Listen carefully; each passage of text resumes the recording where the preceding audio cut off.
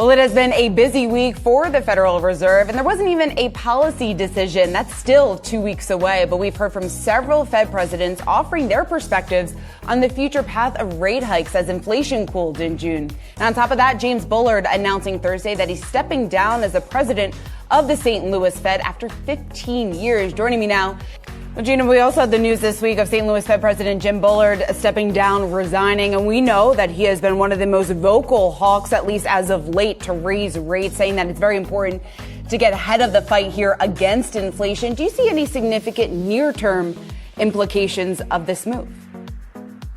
Yeah, I think one interesting thing about him leaving is he does tend to be sort of a bellwether for the hawkish side of the Federal Open Market Committee. So he's not a voter currently. He was going to term out fairly soon anyway. Fed officials have to retire from their reserve bank jobs eventually, and he would have within a few years. But I think that what's really meaningful here is we're not going to have that super hawkish voice that he has been bringing to the table. You know, he worked very closely with Chris Waller, who's a board governor at the moment, but who previously worked with Bullard at the St. Louis Fed. And so we may still get some of that flavor in the conversation from Chris Waller, but I think Bullard was always a little bit, louder and more forthright with his views than I think just about any other Fed official. And so him leaving will take that element out of the conversation.